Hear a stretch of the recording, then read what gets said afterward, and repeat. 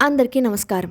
ఈరోజు కథ ఆ నిమిషం పార్ట్ 9 రాసినవారు సుధామోహన్ గారు. ఇక స్టోరీలోకి వెళ్తే, ఏరా శ్రీను, నిన్న ఏదో పొలం రిజిస్ట్రేషన్ అన్నావు, ఏమైందిరా? అదే అయితే నీ గెస్ట్ హౌస్లో ఎందుకు కూర్చుంటాను, అదే పొలంలో మీ అందరికీ మంచి పార్టీ ఇచ్చేవాను కదరా బుజ్జి. ఏమైందిరా మరి? అవతల కాదు, కొంచెం బెట్టు చేస్తున్నాడ్రా. చూద్దాం ఎక్కడికి పోతాడు. అదే పొలంలో మక్కలు తన్నితే చచ్చినట్టు వాడే దిగి వస్తాడు.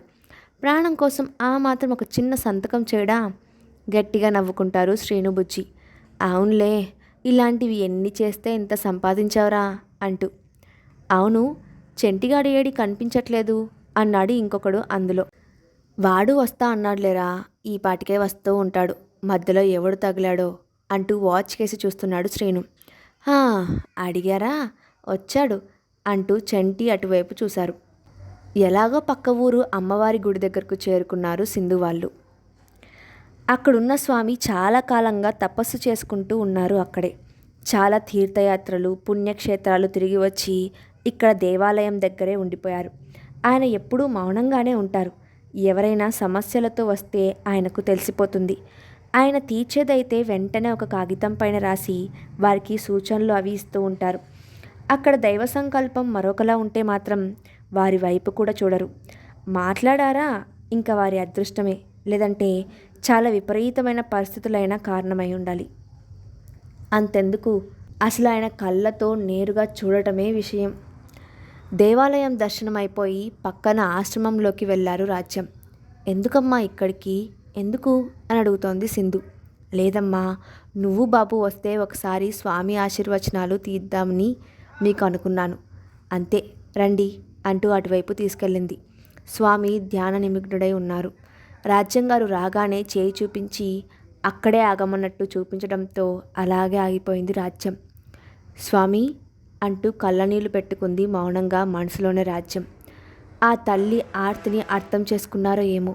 స్వామి అటువైపు తల తిప్పి చూశారు. అక్కడి శిష్యులు రోజు అక్కడే ఉండేవాళ్ళు అంతా ఆశ్చర్యంగా చూస్తున్నారు. ఆమెను దగ్గరకు పిలిచి ఒక కాగితం చేతిలో పెట్టారు.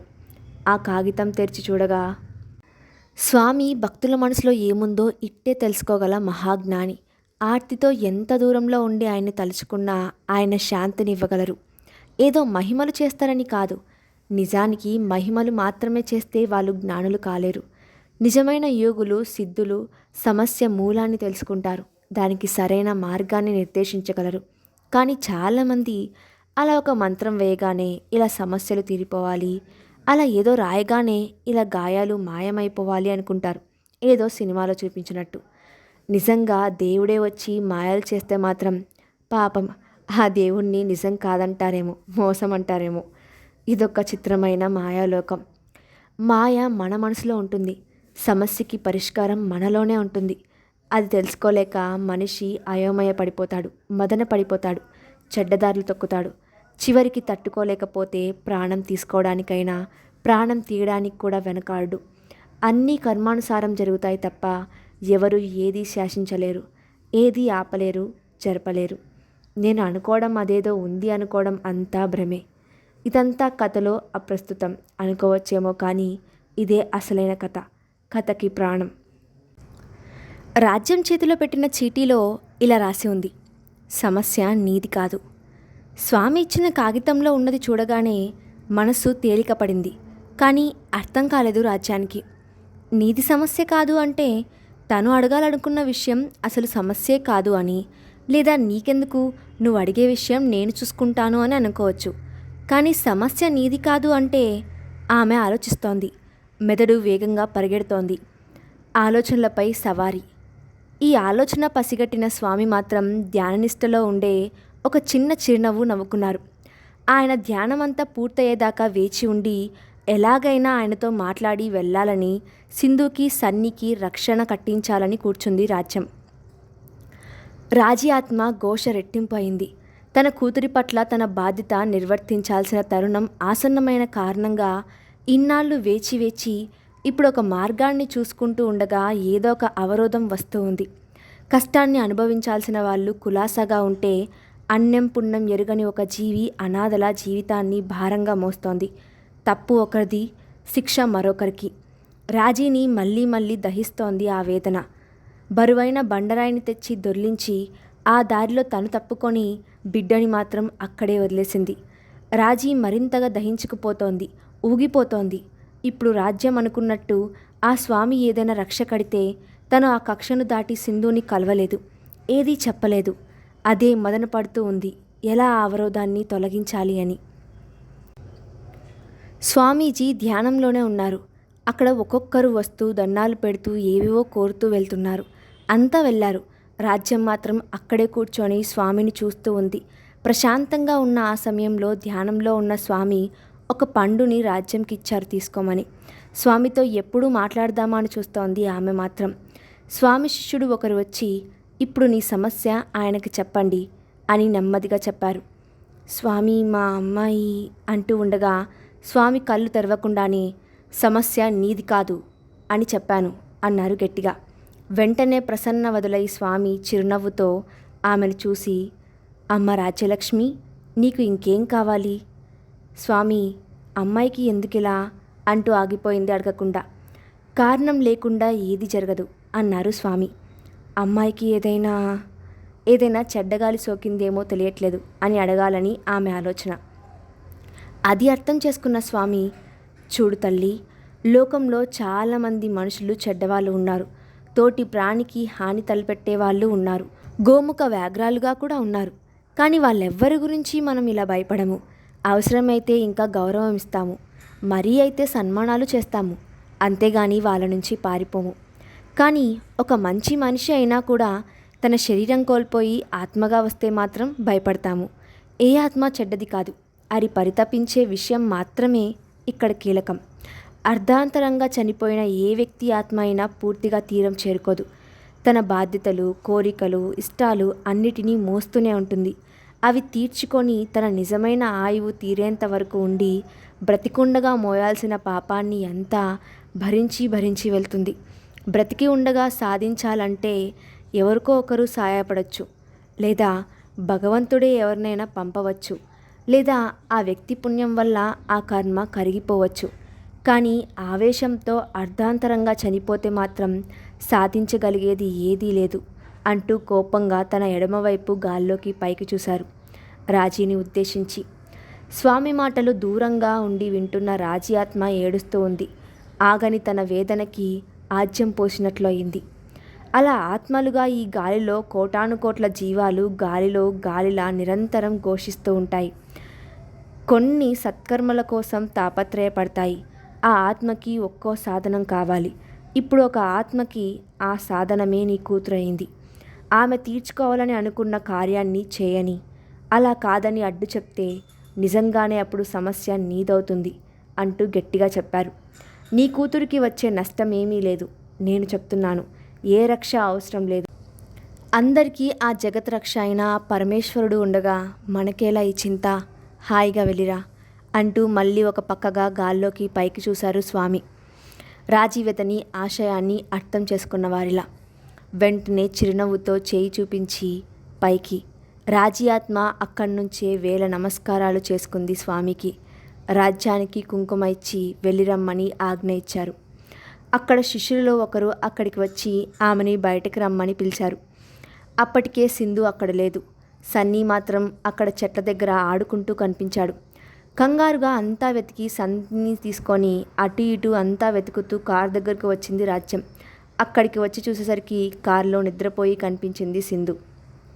అమ్మయ్య అని ఊపిరి పీల్చుకొని స్వామి ఇచ్చిన కుంకుమ పెట్టి ఇంటికి బయలుదేరింది రాజ్యం.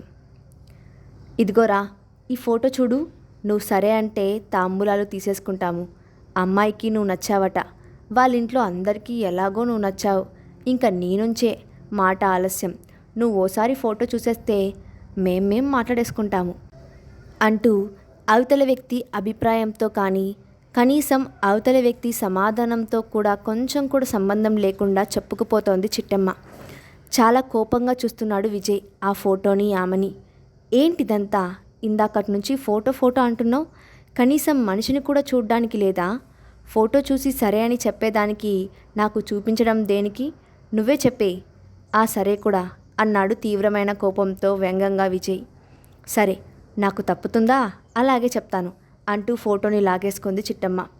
చూడమ్మా, నువ్వు నీ మొండితనం, నీ పట్టుదల అన్నీ నీ వడ్డీ వ్యాపారంలోనో మరో దేంట్లోనో చూపించుకో, అంతేగాని నా పెళ్లి విషయంలో కాదు అన్నాడు విజయ్. మరేం చేయమంటావురా? పెళ్లి చూపులు అంటే చాలు ఆ మధ్యవర్తి మన ఇంటికి రావడమే మానేశాడు. నువ్వు ఒక్కో సంబంధం చెడగొడుతూ ఉంటే ఎక్కడి నుంచి తీసుకువచ్చేది నీకు పిల్లని? ఎలాగో బోలెడంత డబ్బిచ్చి అతన్ని బ్రతిమాలి సంబంధం మాట్లాడాను. నోరు మూసుకొని ఈ పెళ్లి చేసుకో బుద్ధిగా అంటూ హెచ్చరిస్తున్న చిట్టమ్మను మాటకి అడ్డుగా తగులుతూ, నీకు ఇప్పుడే కాదు చాలాసార్లు చెప్పాను అమ్మా, నేను పెళ్ళంటూ చేసుకుంటే రమ్యని, ఇంకో అమ్మాయి పేరే నా దగ్గర తేవద్దు చెప్తున్నా. అదేమైనా మహా అందగత్తే లేక ఆస్తి పరులారా?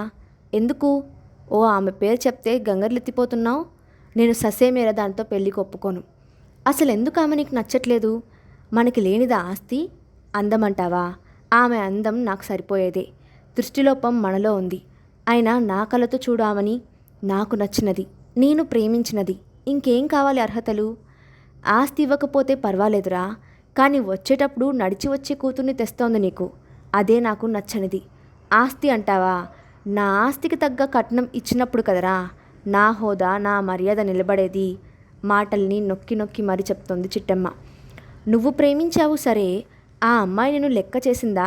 నీ లెక్కంతా అని తీసి పడేసింది.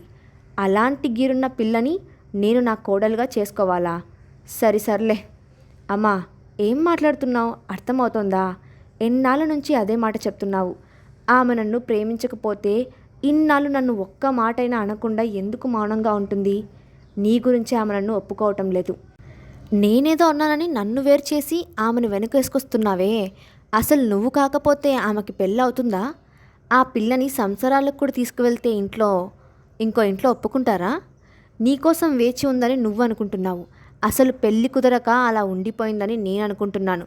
వెర్రి నాగన్నా, కాస్త తెలుసుకో. అయినా ఏ మందు పెట్టిందో ఏమో, అప్పుడే నా కొడుకుని నన్నే నిలదీసేలా చేసిందంటే ఇంక నా ఇంటికొస్తే ఇంకేమైనా ఉందా? అమ్మో అమ్మో అంటూ గుండెలు బాధేసుకుంటూ మొసలి కన్నీరు పెట్టేస్తోంది చిట్టమ్మ. అమ్మా, అత్తగారులా కాకుండా ఒక ఆడదానిలా ఆలోచించు దయచేసి. నీ కొడుకు సంతోషం కన్నా నీకు డబ్బు ముఖ్యమా? అయినా చిన్న పిల్ల ఉంటే నీకొచ్చిన కష్టమేంటి? ఆడపిల్లకి మనం ఒక నీడనిచ్చామన్న తృప్తి మిగులుతుంది. కొన్నాళ్ళు మనతో ఉంటుంది. తర్వాత అయినా ఆ పిల్లకి పెళ్లి చేసి వేరొక ఇంటికి పంపించాల్సిందే కదా. ఈ తాత్కాలికమైన చిన్న సహాయం చేయడానికి కూడా ఎందుకమ్మా అన్నీ మాట్లాడతావు? నేను కాదంటే తనకి పెళ్ళి కాకపోదన్నావు. లోకంలో నాకన్నా ఆదర్శమూర్తులు చాలామందే ఉన్నారు తెలుసా? నీకింకా విలువిచ్చి నీ ఆజ్ఞ కోసం చూస్తున్నానే, ఆ మర్యాదను నువ్వు నిలుపుకోవట్లేదు. ఫోటోనే పెళ్లి చేసుకుంటావో పిల్లనే చేసుకుంటావో నువ్వే చేసుకో. నేను ససేమిరా రమ్యని తప్ప ఇంకో ఆడపిల్లని చూడనుగాక చూడను అంటూ విసురుగా అక్కడి నుంచి వెళ్ళిపోయాడు విజయ్. నెమ్మదిగా వెళ్తున్న కారు ఒక్కసారిగా అదుపు తప్పి అటు ఇటు పోతోంది. బ్రేకులు పాడైనట్టు అనిపించింది. వేగం అదుపు కావట్లేదు. ఎటు వెళ్ళి దేని ఢీకొడుతుందో ఏమో, ఏం ప్రమాదం ముంచుకొస్తుందో అన్న తీరుగా ఉంది ఆ వేగం. భయపడుతున్నట్టే అయింది. కారును అదుపు చేయడంలో ఒక బైక్ని ఢీకొట్టి తిన్నగా వెళ్ళి ఒక గుంటలో చక్రం పడి కారు దిగాగింది. హమ్మయ్యా, ఇంతవరకు పై ప్రాణాలు పైనే పోయాయి అన్నట్టు ఉంది. దేవుడి దయవల్ల అందరం బాగానే ఉన్నాం అని ఊపిరి పీల్చుకున్నారు అందరూ. కారు వాళ్ళంతా క్షేమం. బండిపైన వెళ్తున్న అతను మాత్రం చెట్టు మొదట్లో వెళ్ళి పడ్డాడు. ఆ చుట్టుపక్కల వాళ్ళంతా అతన్ని లేపి నీళ్లు తాగించి పంపించారు. చిన్నగా ఏవో మోచేతులు మోకాళ్ళు కొట్టుకున్నాయి తప్ప ప్రమాదమేమీ జరగలేదు అతనికి. ఇంటికి వెళ్తూనే ఆటో దిగి పని మనిషిని గుమ్మడికాయ, కొబ్బరికాయ వగైరా తెమ్మని అన్ని రకాల దిష్టులు తీసేస్తోంది రాజ్యం. మనవన్ని ముద్దాడేస్తోంది. అమ్మాయిని తనివి తీరా చూసుకుంటోంది. ఏడ్చేస్తోంది. ఏం పాపిష్టి కన్ను పడిందో ఇలా జరిగింది అనుకుంటూ లోపలికి తీసుకొని వెళ్ళింది ఇద్దరిని. రామయ్య గారితో అక్కడ జరిగిన యాక్సిడెంట్ గురించి చెప్పి ఆయాసపడుతూ భయపడుతూ ఏడ్చేస్తోంది రాజ్యం. కంగారు పడుకు రాజ్యం, అన్నీ కాకతాళీయకంగా జరుగుతున్నాయి తప్ప అన్నిటికీ ఏదో కారణం ఉందని అంటే ఎలా? స్వామీజీ ఏమన్నారు ఇంతకీ? ఏమంటారు, ఆయన మీలాగే చెప్పారు. అన్నీ ఏదో కారణం వల్లే జరుగుతున్నాయి అంటూ. వేదాంతానికి ఏముంది, అన్నీ బాగుంటే నేను చెప్తాను. తల్లిగా నా బాధ ఎవరికి అర్థమవుతుంది అంటూ నిష్ఠూరపడింది రాజ్యం. చెప్పారుగా అన్నీ కారణం ఉండే జరుగుతాయని.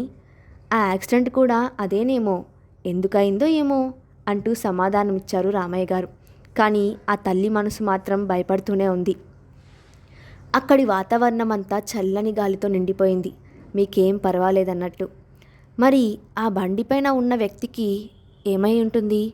ఏ కారణం వల్ల అలా అయింది? అతను నిజంగా క్షేమమేనా? చూద్దాం నెక్స్ట్ పార్ట్లో. అండ్ ఈ స్టోరీ అప్డేట్ ఎలా ఉందో కింద కామెంట్ బాక్స్లో మీ ఒపీనియన్ని షేర్ చేయండి. Thanks for watching.